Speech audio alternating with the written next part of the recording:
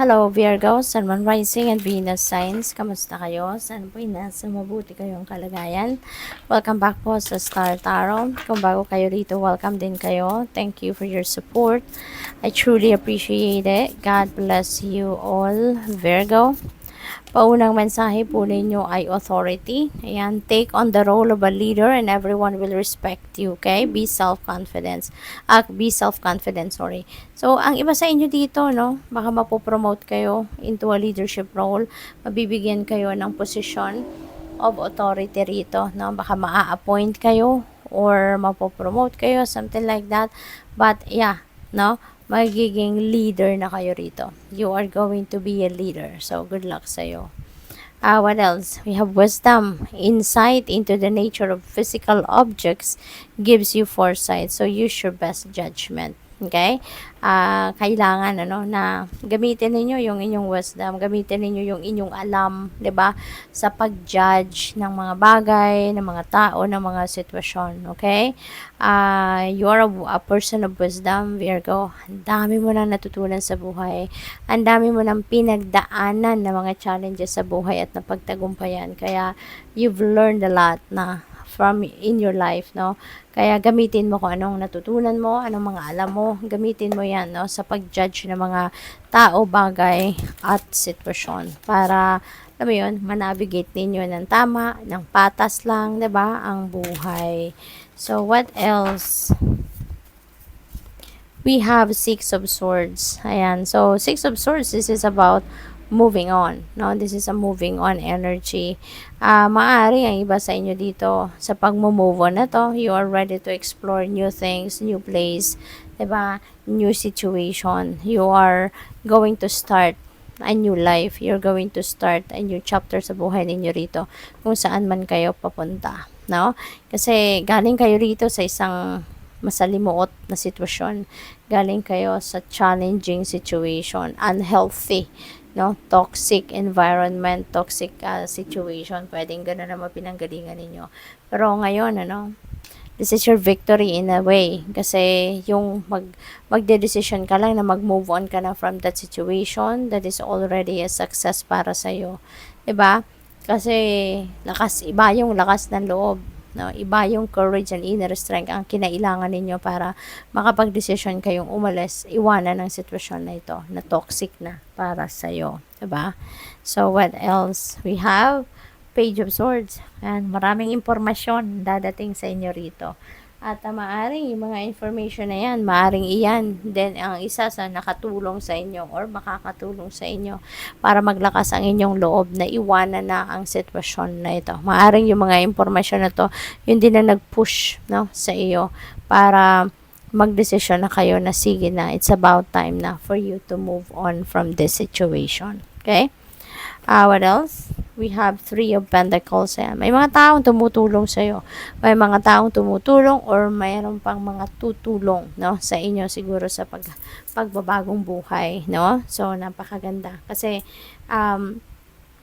maraming mga tao sa paligid ninyo that are very supportive of you, very helpful of you, very concerned about you. Kaya, you're blessed.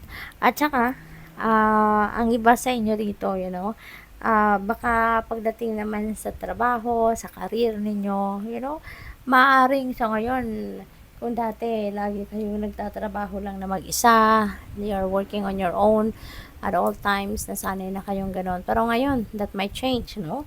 Kasi pwedeng magtatrabaho na kayo rito na may mga kasama. Maybe you're going to learn and welcome working in a team, no? Kaya, mas magiging masaya siguro kayo pagdating sa inyong pagtatrabaho sa ngayon, no? So, what else?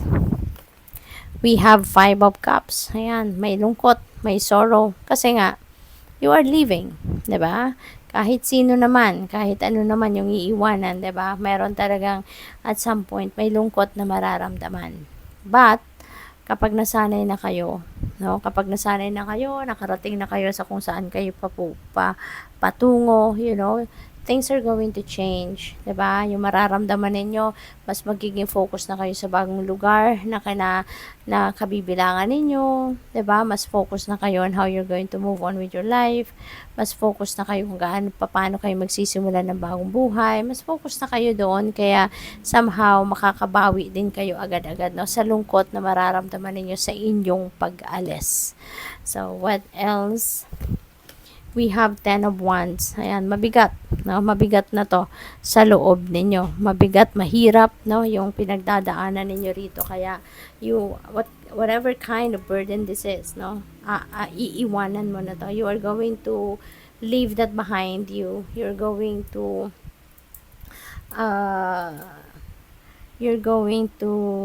tawag dito, yung bang bibitawan mo na, no? Bibitawan mo na kasi maaaring it's about time na for you to do it, 'di ba? Maaaring makikita ninyo or mapapansin ninyo, no, na tama na, 'di ba? It's about time na, it's taking a toll on you already. Para nako-compromise na dito yung inyong sariling happiness, kaya maybe you're going to decide na it's about time na to let this go, 'di ba? Bakit mo pahahayaan na bumigat palalo, no, yung bitbitin ninyo if you have a choice, 'di ba, na i-give up ito, 'di ba? Kasi iba-iba tayo ng sitwasyon. May mga sitwasyon na kailangan nating panindigan, kailangan nating pagtiisan. May mga bagay na kailangan nating i-give up na. May mga bagay na kailangan nating iiwanan na, 'di ba? Kaya maaring ito, kailangan na ninyong iwanan ito for your safety, for your health, for your mental health lalo na, 'di ba? So, 'yun. Pwedeng trabaho din ito, no? Pwedeng related dito sa trabaho. Baka overwhelming task na ang meron kayong pagdating sa trabaho, kaya siguro hirap na din kayo. Kaya ayan, kung kailangan naman ninyo ng tulong, 'di ba? Depende sa inyong sitwasyon. Pwedeng ang sitwasyon din na 'to para sa iba, pwedeng makakahingi pa rin kayo ng tulong, 'di ba? So, in that case, hingi kayo ng tulong. Pero kung talagang hindi niyo na matiis, so pwedeng iwanan niyo na talaga, 'di ba? I-disconnect niyo na yung sarili niyo from this. So, what else? We have 9 of Wands. Ayan. So, maybe kailangan nyo ng support, no? Ang iba siguro sa inyo, kung kunyari sa trabaho ito, baka mahal na mahal ninyo yung trabaho ninyo, kaya nagtitiis kayo. Nagsisikap kayo na kayanin ninyo, 'di ba? So, in that case, kung malungkot kayo na niisip ninyong iwanan yung trabaho or magki-quit kayo sa trabaho, 'di ba? So, siguro, all you need is to ask for support. All you need is to ask for help. 'Di ba? Kasi marami naman paraan, 'di ba? Pwedeng mag-speak up ka na, magsalita ka na, magsabi ka na sa manager mo, 'di ba? Or sa higher ups mo na kailangan mo ng tulong. This is my situation. I need help, 'di ba? So, papakinggan ka kapag magsalita ka, 'di ba? Kaya 'yun. So, good luck sa iyo. Thank you for watching. Love and light. Namaste.